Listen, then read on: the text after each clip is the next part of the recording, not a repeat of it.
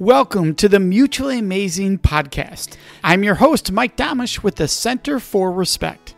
The episode you're about to listen to was recorded when this show used to be called the Respect Podcast, so you might hear that mentioned during this episode. Well, let's get to the show.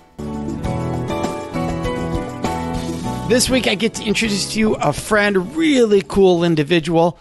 Beth had a big dream to work at NASA one day. So she did it. Not as a scientist, engineer, or astrophysicist. Beth is an expert writer, communicator, and storyteller. She says she's a horrible joke teller, but she's working on it. We're going to learn all about Beth and how you get to NASA with being an expert writer and communicator and storyteller, and some really powerful stories about your experience at NASA. Beth, of course, we haven't said your last name either. Beth Mund, thank you so much for joining us. Hi, Mike. How's it going? It is going wonderful. Excited to have you on the show today. I'm going to dive right in so our guests can learn all about you. First of all, how'd you get your path to NASA? I mean, somebody hears writer, communicator. That's not what they think of when they think of NASA. No, traditionally you think scientist and, like you said, astrophysicist or absolutely engineer. And a lot of people think too that you had to have some kind of military background, which I tried. And as soon as my parents learned, because back in the day, they had, did you have an answering service phone? You know, like hit the button and it would play back the message, right? Yes, correct. You mean the little machines, the answering machines, yep. Yes. So my parents, I was gone at school and they came home and they hit the play button and it said, "Hello, this is Sergeant so-and-so calling for Beth. Your appointment tomorrow is at 10:15. We can't wait to meet with you. Congratulations." And my parents, I did not tell them that I was trying to get into the Air Force. That was a mess. Let me tell you when I got home that day, because they were like, "What's this?" And I said, "Well, the only way to get to NASA is by joining the Air Force." And they were like, "I don't think so." So I had to find another option and another way. And my strength was always being a communicator. It was the reporter in me, the person who wanted to get the data, gather the information, and share it. Little did I know that that skill set was what was going to get me to NASA. So I just honed in on that, and through a number of odd jobs and fun experiences, both corporate and then I call it like a street job, because I think being a reporter for a newspaper is one of the weirdest, hardest, craziest jobs anyone can ever have, because you're on deadline and you have no set schedule and everything is like needed yesterday. And it was so fun and so hard. And I just crushed that as much as I could so that it kind of fueled what I was going to need to get to NASA. Now, what age were you when you set this dream? Oh my gosh, high school. Okay, because if anybody's ever met you, they know if you meet Beth one day and bring up NASA, you're going to see somebody geek out in like instantaneous. Right? It's awesome. Your passion for it is just blatantly obvious for anyone's around you. So you take this path of being a communicator and you get to NASA in, if I'm understanding right, in the PR situation, correct? In the public relations role? Yes, they call it a public affairs officer. So it sounds very government, because it was. They actually swore me in as a civil servant. So I took an oath. I was standing next to a flag. I put my hand on something and swore to be a government civil servant. It was really cool. Yeah, now you're there and you have a incredibly challenging situation happen I believe early on, correct? It was about 2 years in, yes. Okay, so 2 years in, you have an incredibly challenging situation. Are you comfortable with me asking about this? Yeah, we're going to talk about Columbia, right? Yes, absolutely. So the Columbia explodes. Your role is what? I'm the first person to answer the phone in the news office when the whole entire world started to call for answers. And I assume there's a protocol for what ifs. Is it this specific that if the shuttle explodes?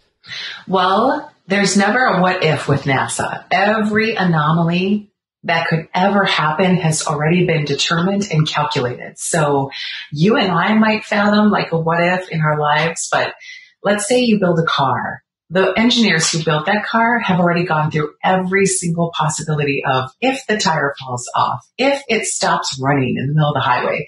So those folks have already done that, right? And the folks at NASA have done the same. And everyone who comes on board gets a book of contingency plans, whether you are the janitor, whether you are someone in an engineering division, whether you're an assembly person, and especially myself as a public affairs officer. And that binder is tailored to you and your responsibilities at NASA. So they're not going to give you an overall binder. It's not like, again, back to the car example, here's your car. If something goes wrong, here's everything possible that you need to know. No, if you're only going to be the driver of the car, not the mechanic and not the person that's going to assist you, then all you need to know is how to safely drive that car. So as a public affairs officer, my contingency binder told me exactly what needed to happen, what I needed to do, and what procedures to follow. And NASA has a backup plan for a backup plan for a backup plan. So everyone knew where to go. Yeah, so they shifted from a what if to a when. Yes, absolutely. That's part of the risk that gets calculated in every single mission. And so you're answering the call. And are you at that point, you do have protocol in front of you because they plan for this for happening. So are you following the script, or do you have to pause and go, okay, this is a guideline, but I still have to word this right? So the words they're not scripted, but the procedure is. So the procedure is to answer all phone calls. The procedure is to be the representative and the spokesperson that I was assigned to be on every other regular day. Today was that particular day in February was an anomaly day. And so I did my job just like any other day. However, the procedures were different. So you open up the binder, you work through the contingency plan that has already been established. There are, and I want to be very clear, there were no answers. And that was the hardest thing to convey and to report, that we do not know what happened. We did not have any understanding, even if the crew was alive or had survived or would be all right or had perished. We did not have that at the time, because when I walked in on that Saturday, I wasn't even on duty. A lot of people at NASA will work a mission because they just want to. And on that particular Saturday, the mission itself was officially ended, in the sense that they were scheduled to return the Columbia crew on Friday, a whole day earlier. But because of a re-entry window that needed to open the following day, they got an extra day in space. So that meant everyone kind of got an opportunity to relax, including the crew and everyone on the ground. They got to relax and enjoy the view and do some extra activities while on board. And that is a gift. That is not usually scheduled. You couldn't buy that time if you tried. You just can't. So that was already an anomaly that they had gotten an extra day. So the people who were officially assigned to support the mission were officially done on Friday. But on Saturday morning, I was watching with the whole rest of the world, NASA TV or the coverage, and I saw what everyone saw on their TV, on CNN and on all the news stations. And I didn't even think. I just went straight into work. I lived on the campus or on the center, and I got into work within 2 minutes, and I sat down and did my job. And I don't remember sleeping, eating, taking a breath for the next 2.5, 3 weeks. And I really don't remember much more for the next 2.5 months, but I did journal. And I'm really grateful I did, because looking back, there was so much going on around me I would have otherwise missed if I hadn't captured it. But that's who I am as a writer. And for order for me to process and understand what was going on, I had to write. So powerful. And I can only imagine the lessons you're able to share, because you speak. So the lessons you're able to share with organizations from that journaling's got to be limitless as the possibilities. And to get there, though, you had to overcome some challenges. It is what's considered, space and science, the industry for so long. And I believe it could still be, I'm not sure, very male dominated. Oh, yes. And so how did you earn the respect at NASA and in these roles? Yeah, good question. The way that you earn respect is you show up and you do the work. That's it. So there were a lot, do you know that at NASA, when we landed on the moon in 1969, the average age of the mission control support staff was 27? 27! Doesn't that blow your mind? Yeah, that's way younger than people think. And in the movies, they all look like they're all 50-year-old white men in the control room. Well, that's because they're smoking and they're just, and they're probably already pretty weathered. Even though a lot of the men who worked there back in the 60s and the 70s, there were still women there. I think everyone has now become familiar with both the book and the movie Hidden Figures. A powerful story and movie. Isn't it great? Did you love it? I did. And so women were actually everywhere. But what you're inferring to now is when I got there and how I worked there was really the same path as most, and that traditional sense of former military, that was still present, but that was more evident in the astronaut corps. There were still lots of engineers, there are still lots of physicists, and that's what you want at America's space agency. However, there were a million storytellers and a million other scientists who were women, and they worked just as diligently, and I feel like we had a seat at the table, but it wasn't equal yet. And there wasn't as many of us as I would have liked to see, but that was okay. I was very fortunate to have gotten there finally. It took me many applications and many of them were rejected. And I'm so grateful that the one I got, because two of the previous ones for jobs that I would not have enjoyed, they offered me a job that was an Earth observing scientist writer, which is fantastic at the JPL, the Planetary Research Center. But I ended up working at the Human Spaceflight Center in Houston, Texas. And that's where our astronauts live, work, and train. So that was the perfect place for me, because when it came to people and the people that are going into space and making the discoveries and putting up cargo, I loved telling the people story. And there are other folks just like me who are at the other centers telling the propulsion story and the planetary story. And so I just fit right where I was supposed to be. Well, that's cool. And you love talking about women and women in science. And one of the things you and I have talked about in the past, and you brought this up, hey, Mike, to bring this up, is there's a difference in earning respect and earning validity. What do you mean by that? Well, I think when you want to earn respect, you want to prove something.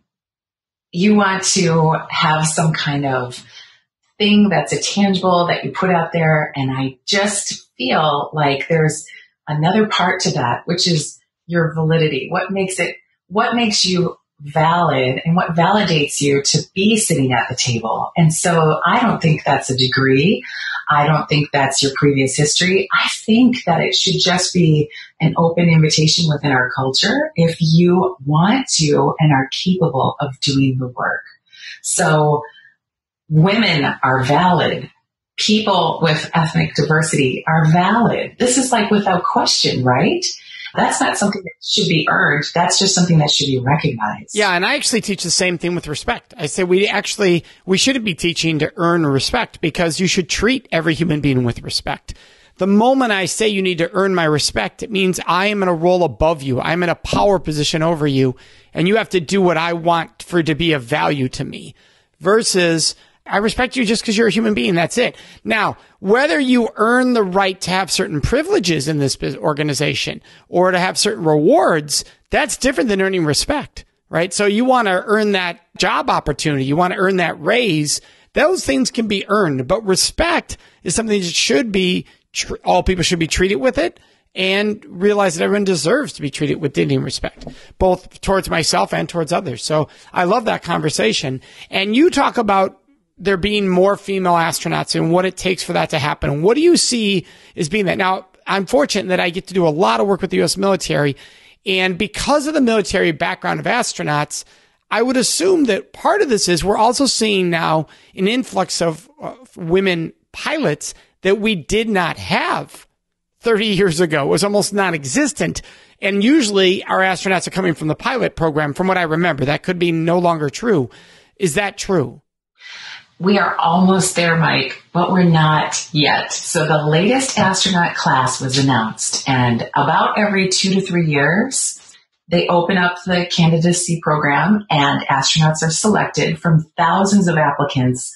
And then when they announce the final astronauts, I'm like a kid on Christmas. I want to see who got in and who, of course, I don't have any, insight as to who applied and who's going to get it, but I want to see how many women were selected. And in the last astronaut class, I believe, and I could be wrong, but I believe that there was 12 total astronauts that were selected, and less than half of them were women. So we're not quite there yet. The day that the majority of the astronaut class is women, it would be awesome.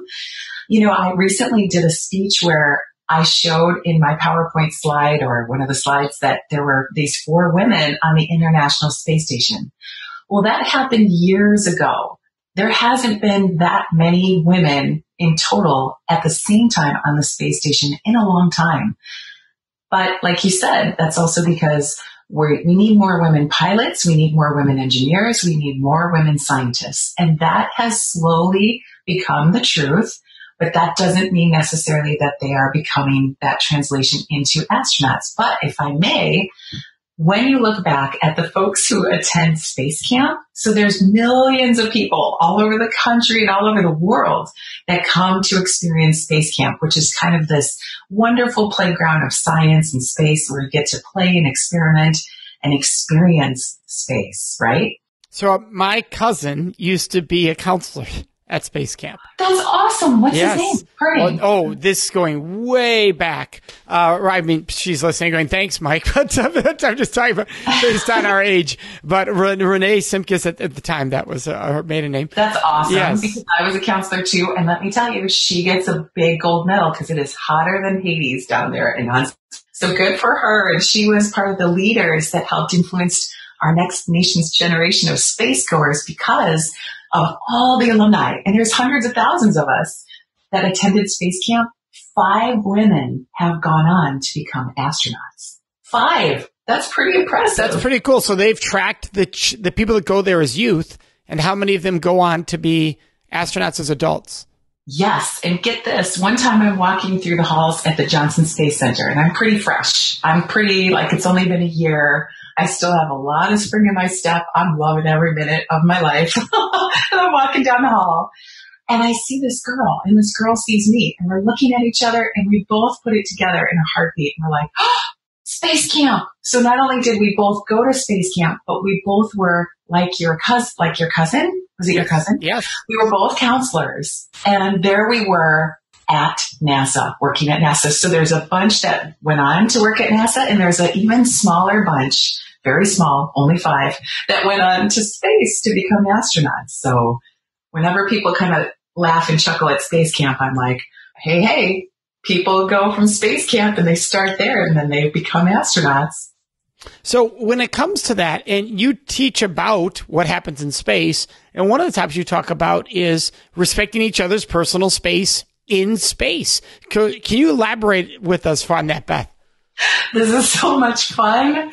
Oh, my word. Well, first of all, you can't be a claustrophobic astronaut. And nowadays, more so than ever, as I'm sure you're seeing and your listeners are noting, people are being hired based on their ability to get along with others. This is also true at NASA, without a doubt. As a matter of fact, astronauts go on, when they're first selected as a ASCAN, that's not a dirty word, it actually stands for astronaut candidate. So it sounds funny though, doesn't it? When you're an ASCAN, you go on like a field trip or a safari, or you would literally go like wilderness survival training, and you are really watched and followed and looked at because they want to see not necessarily how you survive. They're going to help you survive, and your skills should be pretty on point by the time you're doing that. But how did you get along with your team? When you were fatigued, when you were hangry, were you still pleasant to be around?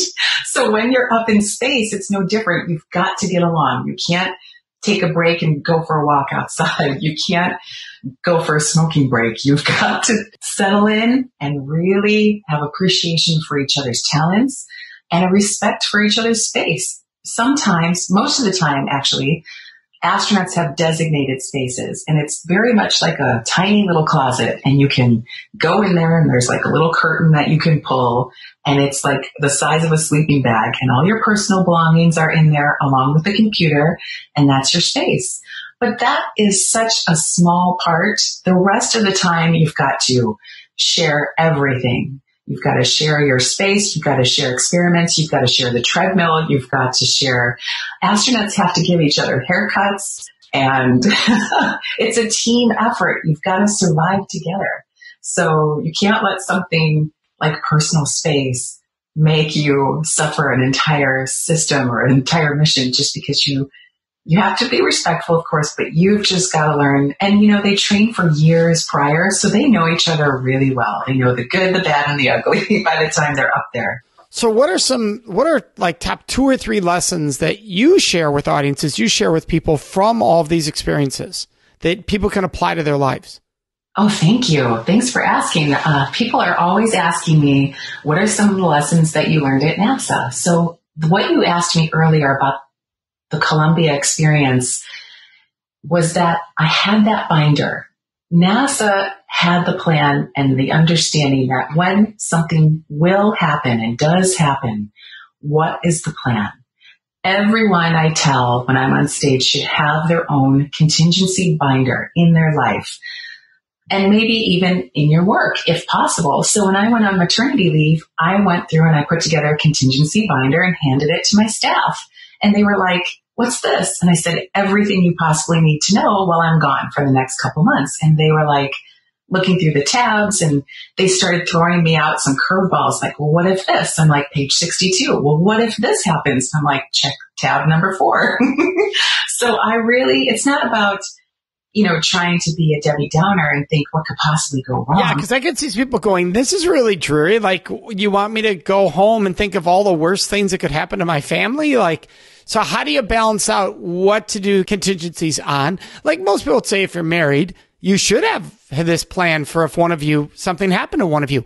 Very few people do. Very few people even have a will or a trust. But even if you have a will or a trust, there still often isn't a living plan, like how I'm going to live my life after that.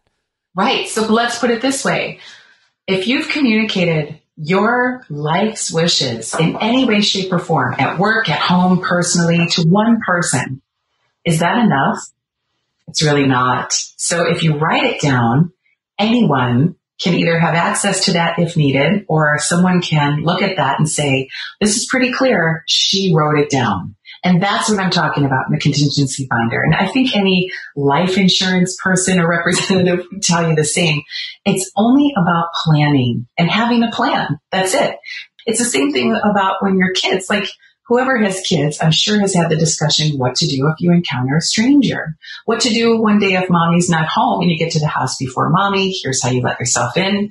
That's just a plan. My difference is I'm asking everyone to have that contingency binder in case you're not of right mind, in case there's other stressors, in case something really throws you that curveball. And now when you're not functional, like literally cannot function like we were at NASA, where we were just like, we were all looking at that screen and we were all seeing the same thing. The whole rest of the world was seeing. Open the binder and start.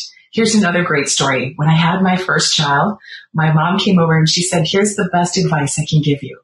Put the baby down. And I was like, what? What are you talking about? Well, you're just baby brain and you're crazy and you don't know what the baby needs yet and you've never held this thing before and it's just so emotionally overstimulating. And if you just put it down, then you can step away for a second and think like, oh, I should probably get a bottle ready. Just put it down. Isn't that funny? That is. Same thing as NASA. Defining the purpose of the mission helps you stay on mission and make it successful. So you asked me earlier, what other things do I share on stage? And another thing I say all the time is, if you love space, or if you are a space geek, or if you have anyone who's ever wondered about how does space touch my life, or how can I get involved or invested, I always show them the hundreds of thousands of benefits that we have from space-based technology. And that is something audience loves. They just can't get enough of that. Like glasses that have lenses that protect us from the sun, filtered air systems, filtered water drinking systems, lots of things that I can go on and on forever. I think I'm going to be doing a whole episode separate on my podcast on just space-based spin-offs. So those are the two things that audience most resonate with. A contingency plan that's in a binder, and you can put that into pretty much anything in your life. And then the space-based technologies that we have gained from our exploration of space. I love it. And you're a big fan of 3 books: Tom Wolfe's The Right Stuff, Etiquette by Peggy Post, and any book by Nancy Drew. So right? I love that. I love that you wrote that. You also have a website, bethmund.com, for anyone listening, but you also have casualspace.org. What's casualspace.org? Yeah, it's casualspacepodcast.com. Thank you. And it's so fantastic. It just launched, and it is the place where us space geeks can totally geek out. It's the place where I have interviews and shared stories, and we highlight the space stuff that is non-technical. It's not formal. It's not scripted. We just talk space. It is so much fun. And I would love it, Mike, if you would be a guest on the show for Casual Space, because that's it. We just enjoy talking about black holes and what Elon Musk said last week and what's the next rocket that's going to launch and why do we go to space and is there aliens? And we just have a bunch of fun talking about those kinds of topics. I would love to be on, that's for sure. And you know, I'd love just hanging out and chatting with you. So I would absolutely be thrilled to be on. Let's do it. All right. That sounds great. Hey, I want to thank you, Beth. You've just been awesome as always. Your energy is just so contagious. It's just fantastic to be around. Thank you so much. Oh, Mike, thank you for giving the opportunity to me. And I really appreciate what you do as well, because helping you serve as an advocate for voices everywhere is so very valuable. We can't thank you enough. And when it comes to talking about respect, you are the leader in the industry. I love that you have conversations like this because it helps women, especially, and it helps women who are scientists and engineers, and a lot of women who want to have that validity and want to have that already present respect that everyone should not earn, but already have. And as us space geeks, we all say thank you. Well, thank you very much, Beth. And for all listeners, you know what's coming up next. Next up is our question of the week. Before I answer this week's question of the week, I'd love to ask you a question.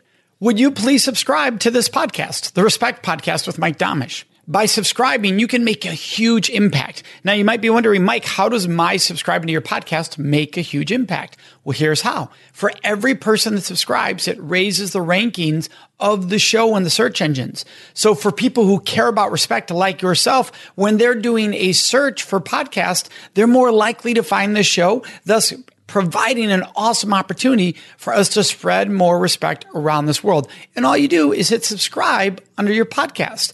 Plus, the second benefit is by subscribing, you automatically get every episode right into your phone or whatever device you are listening to the podcast on. It happens automatically. So subscribing also makes your life easier. Now, let's get into this week's question of the week. Oh, and by the way, you can always ask your questions of the week by joining us on Facebook in our discussion group. It's called the Respect Podcast Discussion Group. Go there on Facebook and ask whatever questions you would like me to answer and or address in this segment of the show. And then listen to each episode to find out when your question is included. This week's question of the week is, Mike, how do we teach mutuality in the corporate workplace? Now, as many of you know, this is what I do for major corporations and organizations of all sizes, is helping them learn this lesson. I'm going to give a super short answer to this. Here's the key. When you don't lead with mutuality, you tend to lead with dictation, which means you need to do this, you need to do that, and you over there need to do this.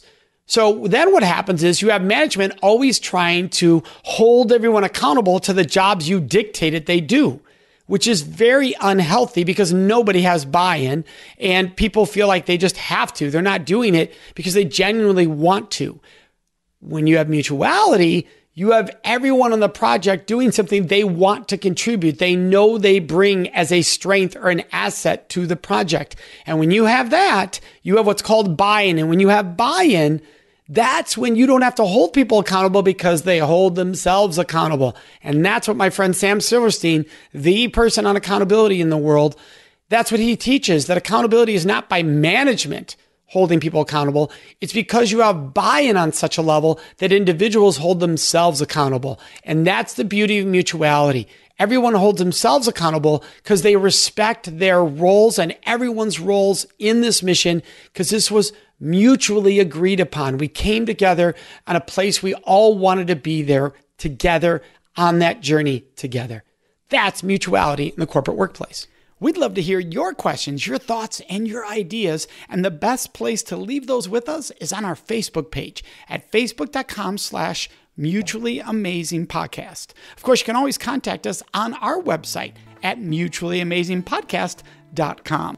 Remember to subscribe to this show so you automatically get it every week. And if you could, take one moment to leave a review. That really helps other people find the show, which we are greatly appreciative of. So thank you so much for joining us. May you make today and every day a life full of mutually amazing relationships.